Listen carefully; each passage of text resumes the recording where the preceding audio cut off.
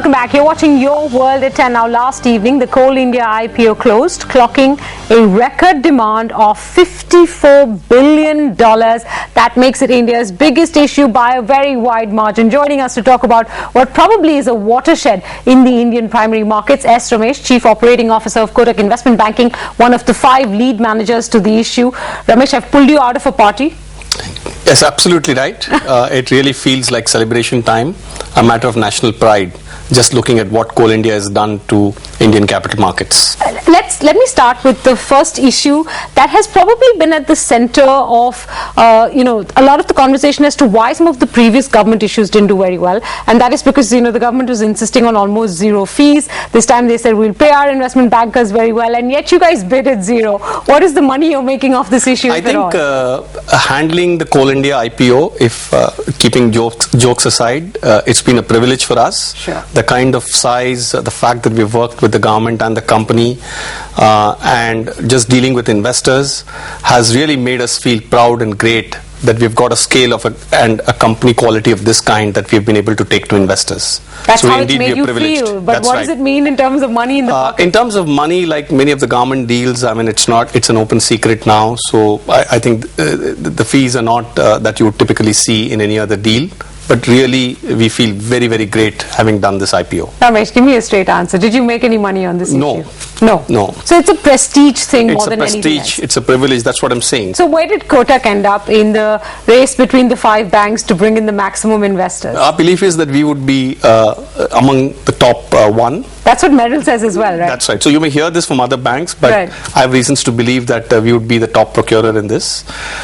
If Merrill claims they have done as well, so maybe we are the top 2 banks who have really done well. So Sajid was telling me that Merrill claimed to him that they, I think, brought in about 26% of the QIB book. Does that match with the numbers that you have? A little lower than what I think it may be. Okay. So, but it doesn't matter. So really, you can look at, we've done very well on this, on the procurement.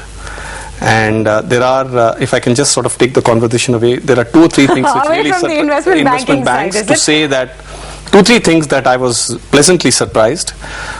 We saw more than 10 or 11 bids which had bids in excess of $1 billion. And some of them from the domestic institutions. How many from domestic institutions? I would say roughly half of them would be from the domestic institutions. So that's new aggression on behalf of domestic institutions. We saw reasonably good traction from domestic financial institutions and banks. Secondly, if I look at the QIB book, which is a good indication of the response, I think we had about 750 investors coming in, a size that I haven't seen in many, many years. Any new investors? Because several of the names are names we are familiar with, whether it's Janus I think there are 3 or 4 investors who have sort of almost looked at an IPO investing into India for the first time. Okay. From which geography? US? And I also, the other thing that I saw as a discernible trend was a reasonably good demand from US. Maybe about a quarter of the QIB demand came from the US, which is a pleasant surprise. We are seeing that more recently, but not of this scale. What kind of, you said you saw a few new investor names in the QIB book. What kind of investors? I think they are the long-only funds, the long-only funds, the typical pension funds, which typically look at taking large bite sizes for long term. You can't share names. We can't share names. Any new geographies? Investors from new geographies? I think we saw a reasonably disproportionate, relevant to what we've seen in other sizes from the European geography. But of course, India and Asia did have their share of the size. So I think I mentioned to you about 25% of the demand roughly came from the US, which is very good. And I must say one statistic that always comes top of my mind when we talk about Coal India.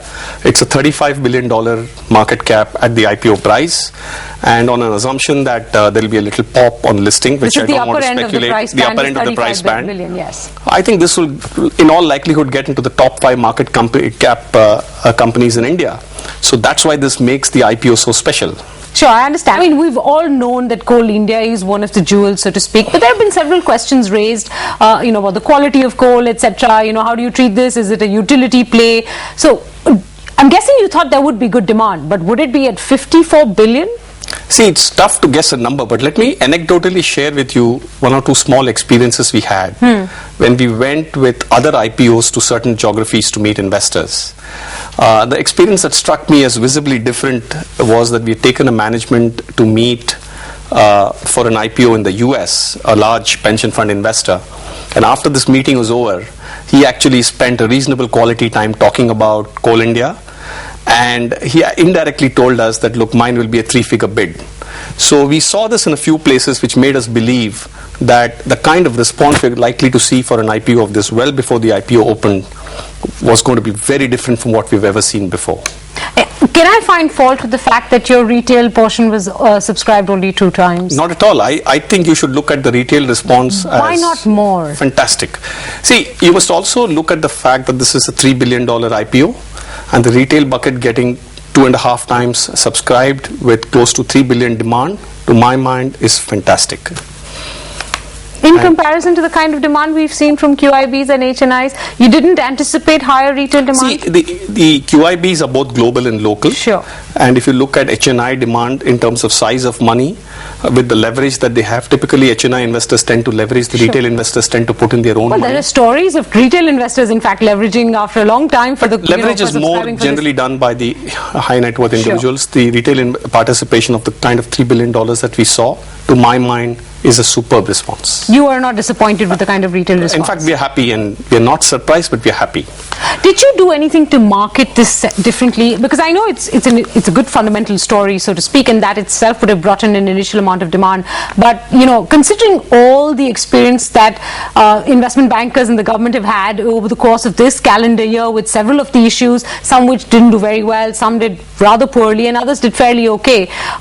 Did you attempt to market this differently in any fashion? What kind of role did the government play in being able to make sure that the demand for this issue exceeded expectations? In fact, I should have begun with this note, but it's never too late.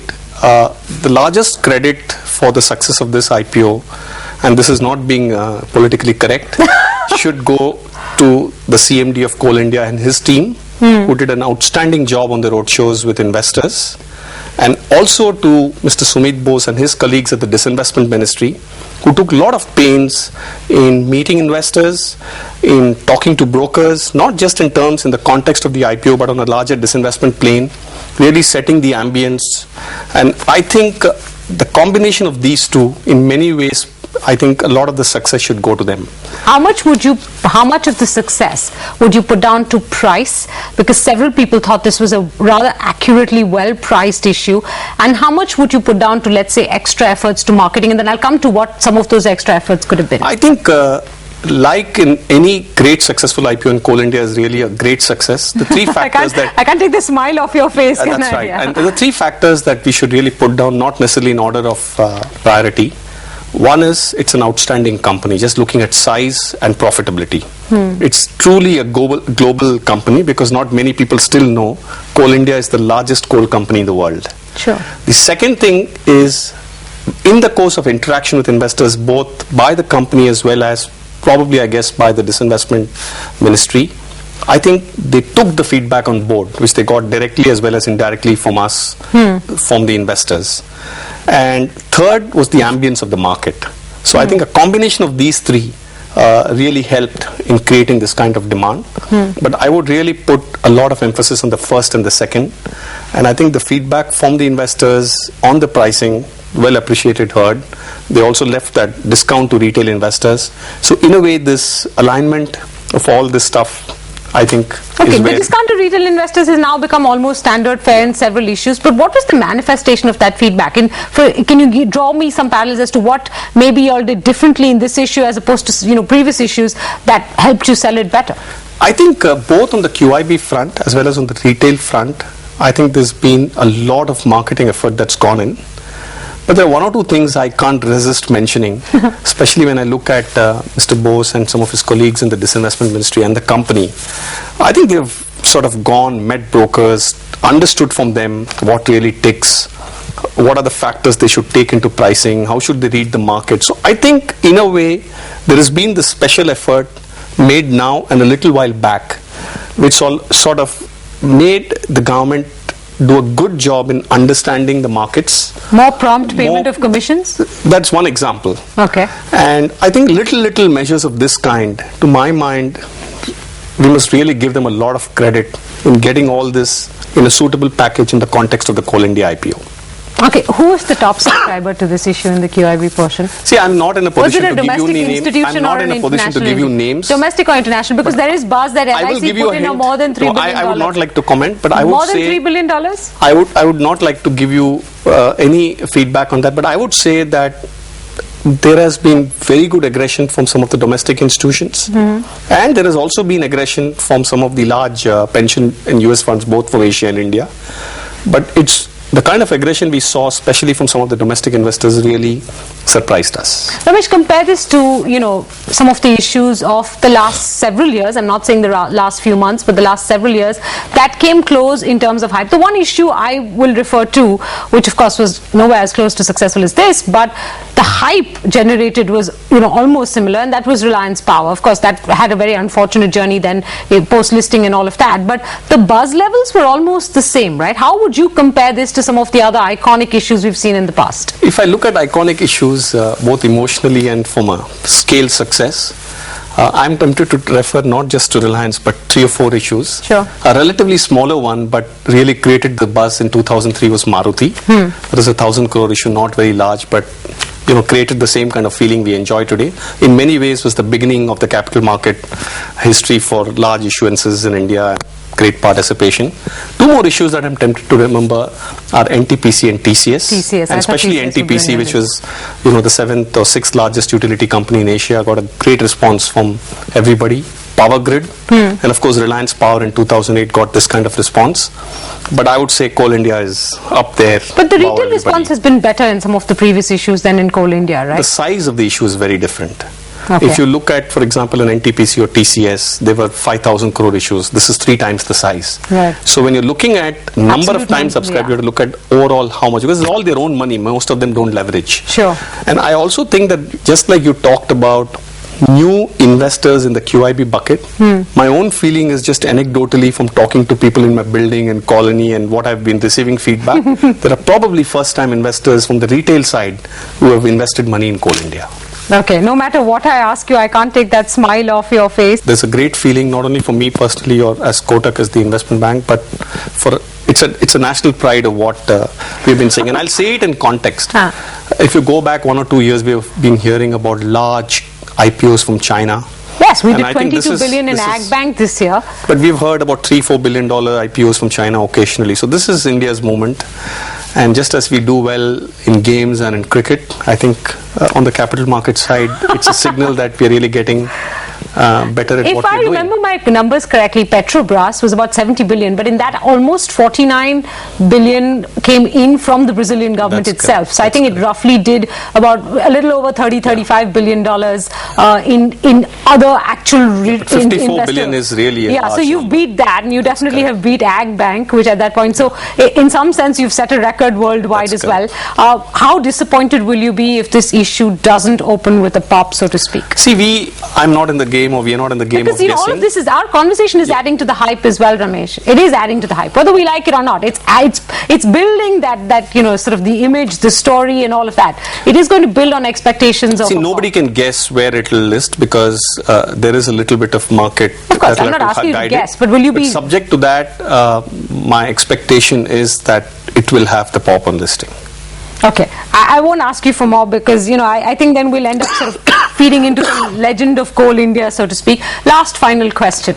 What happens to the $51 billion that gets released once all your allocation is all done? Where do you expect that money to go? I think there are probably 2 or 3 avenues where it has to go back.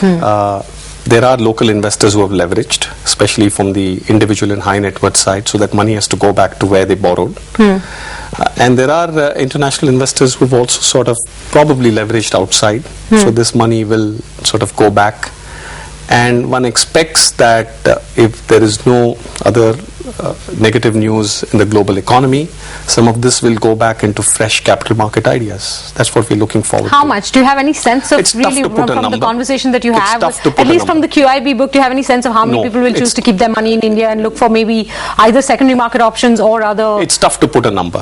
All right, Ramesh, we'll leave it there. I'm sure you've got a weekend of celebration, or maybe that will wait till listing day. That's correct. All right, but I can't get to wipe the smile off your face, and why should I? Thank you very much for spending time with us. And that's how we close the week, on a fabulously good note of the record response that Coal India has got this week. Thanks very much for watching. That's where we wrap up this edition of Your World.